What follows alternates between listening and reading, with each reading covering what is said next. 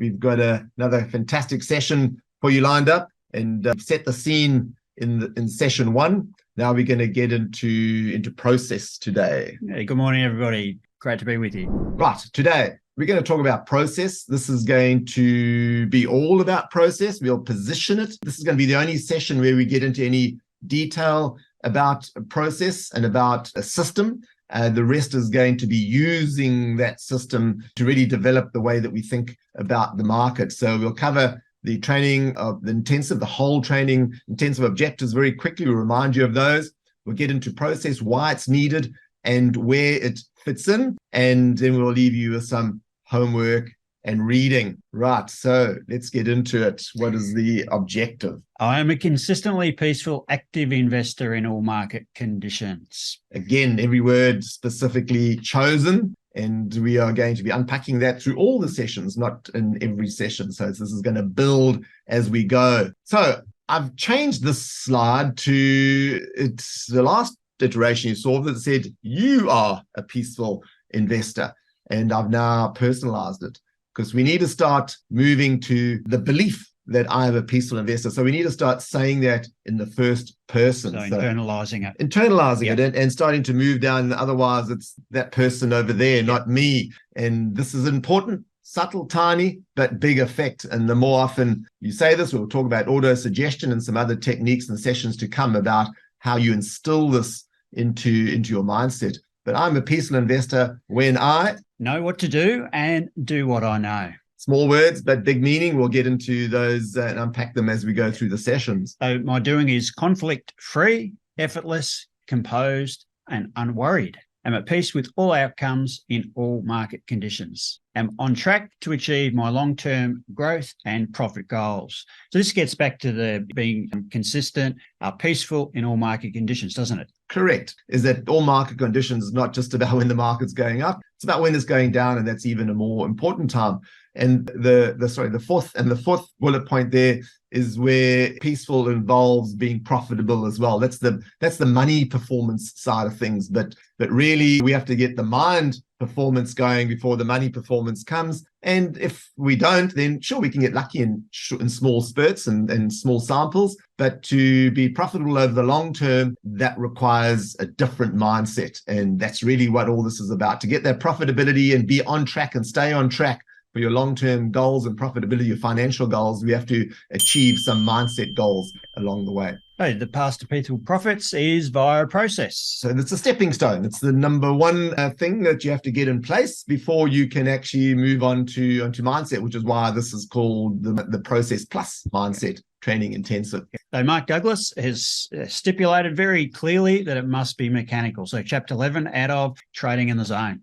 And that was, you had some homework to read, chapter 11. Hopefully you all did that. Don't have an opportunity to mark that as complete, but that's what you should be doing. No, I can vouch that a number of members have done it, Gary, and they've actually sent in their homework, which is great. So, big tick for doing that. Okay, no red pens? No red pens yet. Okay. So it can take years to develop a mechanical system. And Gary, you've spent a lifetime doing this. I certainly have. Yeah, there are a number of books that I used along the way. But my first system took 3 years, and a lot of manual work involved in that, and looking at charts and printing out charts and all sorts of stuff. But then I started using tools in the late 1990s, early 2000s, which made it a lot easier. Now we have those tools built into Beyond Charts with a simulator. Yep. But the thing, and I think this is probably the appropriate time to say this, in many discussions I had with Mark Douglas, he fessed up. He said he didn't know too many people and said he could probably count them on both hands, the number of people that had confessed to him that they'd actually done the exercise that he talks about in chapter 11.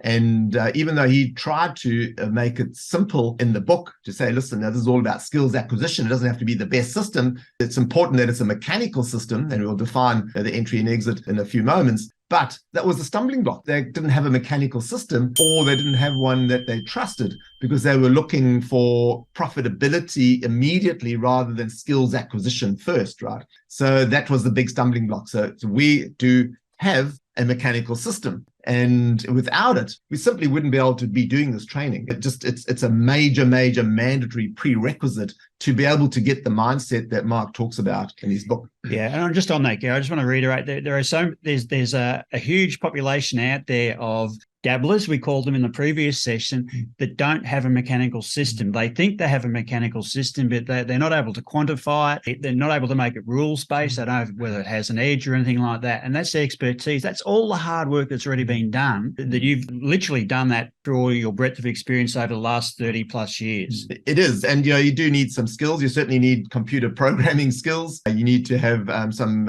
technical analysis skills, price action skills, understand the market. And I've always maintained, not always, it took me years to realize this, but certainly for the last 15 odd years, I've maintained that it's almost like a catch-22, that you need to get some degree of the mindset skills required to be successful in the market, to be able to successfully research and complete developing a mechanical system. Why is that? Because if you come to trying to design your own mechanical system with not having the correct mindset, you'll never stop analyzing. You'll never stop. You'll be stuck with the paralysis from analysis. You'll be trying to analyze away the very things that you require the mindset to overcome. And so you get stuck in this loop. And I know I've had customers confess to me that they've been working on their own system for 10 years. And when we really get down to the nitty gritty of 2, 3, 5, 10 years and even longer, it's because they're trying to analyze away the emotional pain. And that's just in the analysis phase. That's just when they're looking at charts and portfolio equity curves. That's not executing with real money in the market. So imagine the task they have to go that next step, to get the correct mind skills, not just to develop a system, but to actually execute it in the market. So that's why it is so important to get your mindset right. And it just reminds me, brings me back to that ladder that we talked about in the previous session about the competency levels where we're at. So starting off at unconsciously incompetent, and then consciously incompetent. And then where some of these developers are looking at systems, et cetera, where they find themselves stuck, because we talked about the chicken and the egg kind of thing, or the catch-22, which comes first. And if we don't have that appropriate mindset, then it's very, very difficult to develop a system without having some degree of subjectivity in there, always wanting to be right, analysing to the nth degree, et cetera. Correct. We try and resolve that catch-22 situation by starting off, we've got a mechanical system. And it's absolutely important. You'll see as we go that once you've got it, its relevance actually becomes less and less. But when you haven't got one, it's just 100% the number one thing you've got to work on. I think that's what I say here. Yeah. When you have little or no process, then your 100% focus is to create or acquire an objective process. And we'll talk about objective in today's session as well, Mark Douglas's definition thereof. When you have an objective process, then your 100% focus is to acquire the necessary mindset skills. Sorry, when you have both, the degree of importance is 10% process and 90% mindset skills. We touched on that last week. We did. And that's not just to get there. Once you've got there, you have to maintain it in the same split of 10-90. Remember, when we say a process, we also mean analysis there as well. So the tendency is for people to try and analyze away the very things that the mental skills have to overcome. So you solve the problem that by not doing more analysis, not trying to improve your process, you solve the problem by the way that you think and the way that you frame the market, the way that you understand how the market operates. And that is how you ultimately solve the problem, which is really what we're going to get into over the next few sessions. So from the game of golf is 90% mental and 10% physical. Nicholas. Yeah, so we're looking for other external environments that's pretty similar. Baseball, 90% mental, the other half is physical. Yoga Berra. Yogi Berra had a classic. He's known for some of his, in fact, I think they're called them yogiisms. But the other half is physical, classic yogi. Long distance running is 90% mental and the other half is physical. Rich Hall. He obviously borrowed that from Yogi. Survival is 10% physical and 90% mental. Training Sergeant Lee Young. So it's not just in trading. And I know people accept those as truisms for other parts of their life, and they understand the degree of importance that mental skills play in those. But when it comes to the market, I'm just absolutely flabbergasted by how few people accept how important it is getting the right mindset skills. And the real difficult thing is that is that the mindset skills that Jack and Yogi and Rich and Training Sergeant Lee Young are talking about here for their respective paths or walks of life they're talking about there are not the same mindset skills that you need to attain to be successful in the market. It's another whole set of different skills, which is obviously what we're going to get onto. Yeah. So process, what is a process? So definition. A series of interdependent and timely decisions and actions to bring about an outcome. Simple definition. Knowing what to do. So that's the knowing what to do part, and then the doing what is the psychology part. So comprising software tools, so Beyond Charts, decision support system, so SPA3 Investor or SPA3 Trader as examples. And portfolio manager for software tools. And the execution. And then and documentation. We hate to write things down, and just too much effort to document your process, to write a business plan, to write an investment plan. So what are these? So we just mentioned their software tools, so Beyond Charts and Portfolio Manager. In terms of the decision support system already developed for us, so analysis and decision using a mechanical system. So very important there that it's mechanical, it's completely objective. Execution, well, we've got to place our trades into the market, so we need a broker platform and documentation, investment plan, and another plan that we're going to be working on as well, Gary. Yeah, correct. We're going to talk about two plans in this coming weeks. One's a skills acquisition plan, and the other one is an investment plan. So the one is about acquiring skills, the other one is about acquiring profits. And we'll go into a lot of detail, don't worry about that now, but certainly the documentation is an important part of it. So processes needed to acquire the mindset that changes our behavior so we can do what we know without self-sabotaging ourselves while being conflict-free, that is, composed and unworried. Have an inner stillness even in the midst of chaos. Remain on track to achieve our long-term growth goals. So we need to change our behavior, and effectively that's just another version of what the key objective of the whole course is, and being a peaceful, consistently peaceful, active investor in all market conditions. And it's about, regardless, anybody can have an inner stillness when things are going your way, when it's just equity curves rising, markets, there's green all over the place. But it's when there's chaos around us. And of course, when there's red ink everywhere, that is when the media goes off. And that's where all the theories and the conjecture and the opinions and the predictions and everything comes flying. And it's key that's when you got to keep the inner stillness, not simple when everything is going right. That use the same process, talk about and teach the same process is what we want to go through with changing your behavior with respect to the market. And I've gone to a book called Atomic Habits by James Clear, and he talks about the 3 layers of behavior change. And the outside layer is outcomes. That is what people are trying to achieve. It's about what you want to get, what you get, the outcomes, the results. Processes are about what you do to get those results, those outcomes. But identity is about what you believe. And we're going to talk quite a bit about beliefs and working with our beliefs, because effectively that's what we're going to be doing here to get the correct mindset is we're going to have to go and work a little bit about with what we believe to be true and what we believe to be untrue with respect to the market. Play a little bit around with those and change them, because that's where the behavior change ultimately comes from. It comes from what we believe, who we are with respect to trading. So we're going to draw a little bit on James Clear's work here. I think that's really important, Gary, because a lot of people don't realize the importance of working on themselves first, as opposed to working on the process and the outcome, focusing internally rather than the other way around. Especially with the market. People talk about the herd, the crowd, and people go to external sources all the time to solve their problems that they perceive they have with respect to active investing and trading in the market. And like most things in life, you really got to start with yourself first. But people don't know how to do that. And that's what we are on about in this training. We want to really take you through, help you to step into a process where you can work on that first and understand why you got to work on it, and also get to see the light at the end of the tunnel that comes with working on yourself with respect to the market, not all the other external sources. So James Clear talks about people being outcome-based and having outcome-based habits. With respect to golf, is a place I always go to for analogies, is people focus on the hole, right? And sure, that's your target. And the outcome you want is the ball to go into the hole. But the highest probability way of getting the ball in the hole is to actually have a pre-shot process and a process that you go through in the execution. And guess what? The more you focus on the process before you execute, the higher the probability the ball is going to go in the hole.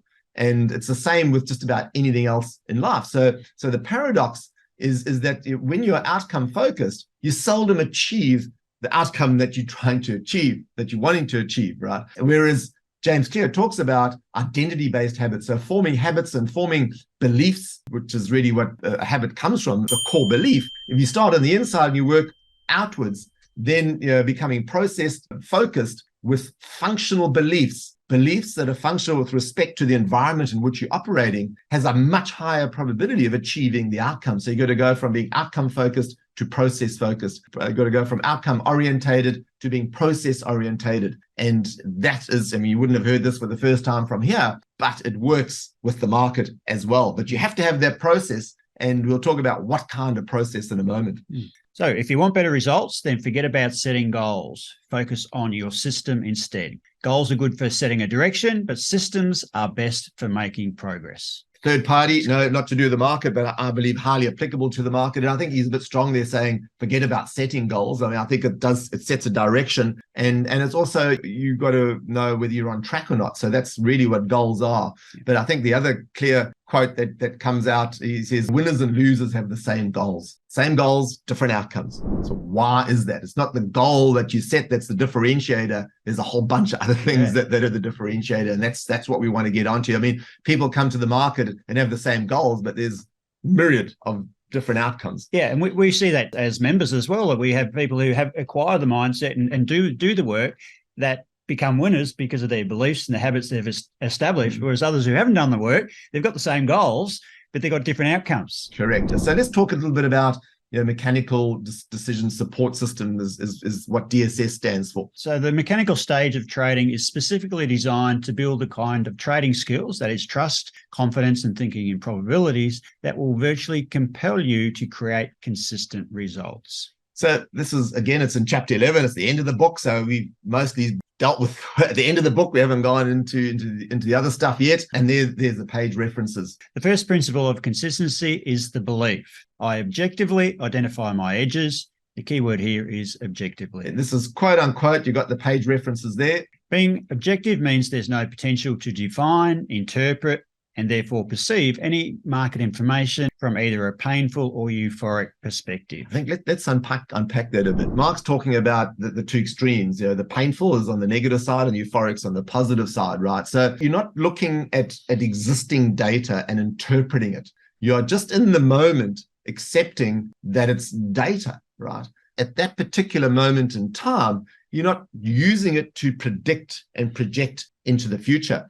And James Clear talks about this in his book, Atomic Habits, where the cue for anything that any human being has, we automatically predict into the future to try and work out what sort of effect it's going to have on us. And this is where Mark talks about the automatic pain avoidance, is that the prediction that our minds do into the future is to protect us. So it's automatically looking for something that's going to hurt us. And if we perceive, because obviously the future hasn't happened yet, so we don't know what's going to happen, if we perceive through that information, that data, that it's going to potentially hurt us, it affects how we execute in the now moment. So this is coming from, and James Clear's book, Atomic Habits, is backed, and he quotes all over the place scientific research. So this is not, stuff that's being made up. Now, Mark Douglas he's not a psychologist. He found this out through his past, really working with traders and really getting down to the nitty-gritty of why they made their mistakes.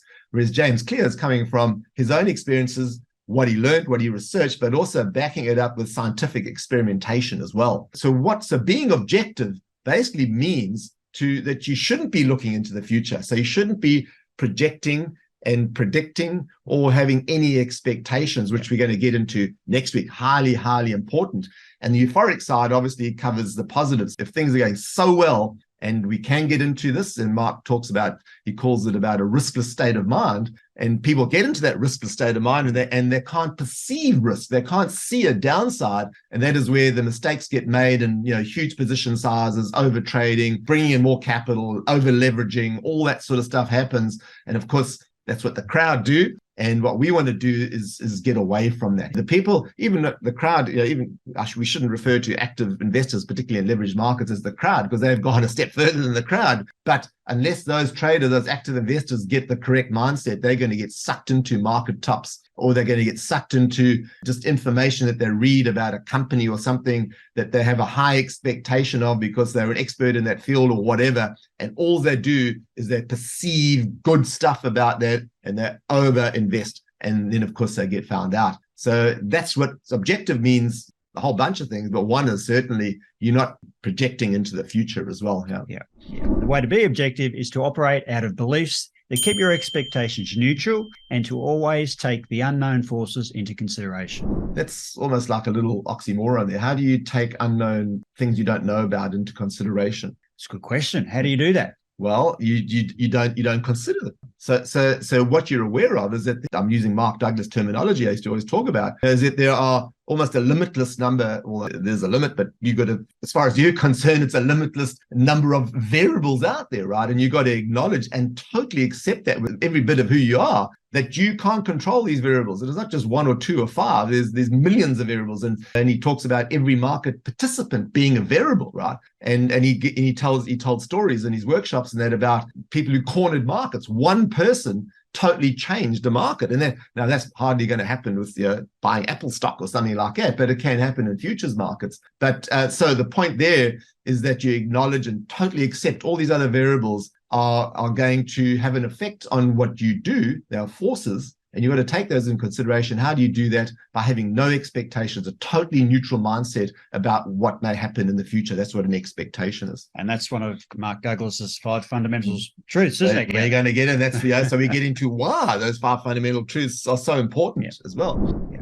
So let's talk about those rigid rules. So this is quote unquote straight out of Chapter 11, and I've never shown slides like this. I'm feeling that I need to really get down to this detail, and we are using Trading in the Zone as a textbook. So that's why we're using these quotes. These are things that we've always said in our own words, but now we're going right to the Bible of psychology of trading, and we're quoting unquote. So trade entry, Mark's definition of a mechanical trade entry. The variables you use to define your edge have to be absolutely precise. The system has to be designed so it does not require you to make any subjective decisions or judgments about whether your edge is present. So there's no subjective decisions he talks about there, absolutely precisely. The term that he used to always use in his presentations was no wiggle room. I was just about to say that. He used to always talk about no, but I've never seen it written anywhere, but he used to use the term all the time. If the market is aligned in a way that conforms with the rigid variables of your system, then you have to trade. End of story. No. Oh. If not, then you don't have a trade. Period. Full stop. That's it. Full stop. So that's where the mechanical comes into it, and this is where he's talking about getting into an exercise, a drill, if you like, which we're going to get into in a bit more detail. But we've got to set the scene as to that exercise is useless unless you've actually got this trade entry where there's no wiggle room. It's absolutely precise, and there's no subjective decisions, which means there's not extraneous information that you're taking into consideration that could make the presence of a signal or a trade entry debatable. There's no debate. It's just unambiguous, complete. That's it, period. You either do it or you don't. So no other extraneous or random factors can enter into the equation. So hopefully that's clear. That's what mechanical is for a trade entry. So stop loss, exit. The same conditions apply to getting out of a trade that's not working. Your methodology has to tell you exactly how much you need to risk to find out if the trade is going to work. At a point, there are unambiguous, undebatable criteria that say, right, this trade's not working at this time. And that's where your exit is, your mechanical exit signal is. So what I'm doing here is we're just going to talk about the process. So we're not going to go into any detail. We're not going to get into beyond charts and show you through the process. There's some homework for you to do that. If you haven't already done it, just take us through this, Dave. This is basically the process, isn't it? It's a daily process that we follow each and every day. So every day the market's open, we run a scan or check the app. So we've got an alerts, a mobile app that we use, and we check for whether or not there's any sell signals for any of our open positions. So we've got an existing portfolio and we want to see, are there any actions in that we need to take? So if there isn't any signals, as an example, and our capital is fully invested, then we can see there that we do nothing. There's nothing to do. However, if we do open up our portfolio, we run the scan, we check the app, and there are some sell signals, well, then guess what? We then therefore need to act upon those sell signals. So that means that we need to prepare the sells for execution, and we execute those in the next trading session. Now, if our capital is not fully invested, so we've got some space in our portfolios, then in that particular example, if there aren't any sells, then there's nothing for us to do. And so therefore, what do? Well, we can close the app, we can close Beyond Charts, and we can go and do whatever we want to do for the rest of the day. However, if there is another signal that happens to come up, and again, we're checking the app the following day or running our scans in Beyond Charts, if there aren't any buy signals, then once again, nothing to do. However, if there is a buy signal and we do have that remaining capital that's not yet fully invested, then we need to prepare that capital for the next execution according to that buy signal. So really, it's kind of a yes or no matrix, isn't it? Absolutely. Just leads you through it. Now, how many days do you think you'd do nothing? Well, lots of days doing nothing. Lots of days of doing nothing. So, we talk about this, how many trades over a course of a year. And even if you had 30 trades over a course of a year, well, how many other days? Oh, I'm only going to be active on 30 days, basically, or potentially twice at a buy and a sell. Yeah. But even still, over 365 days, or the days that the market's open, a couple of hundred days, there's very little to do, Gary. Correct. And that's what we're talking. We'll qualify what this, but I mean, how long you're in trades and how many trades are at the moment, but how long it takes to do it. But the essence here is that process there, mechanical, whether you're intraday trading or trading short term and average hold periods of a few days or a few weeks or a few months or even a few years, effectively that's what a mechanical process is. At each decision point is zero ambiguity. It's just it is or it isn't. Yeah.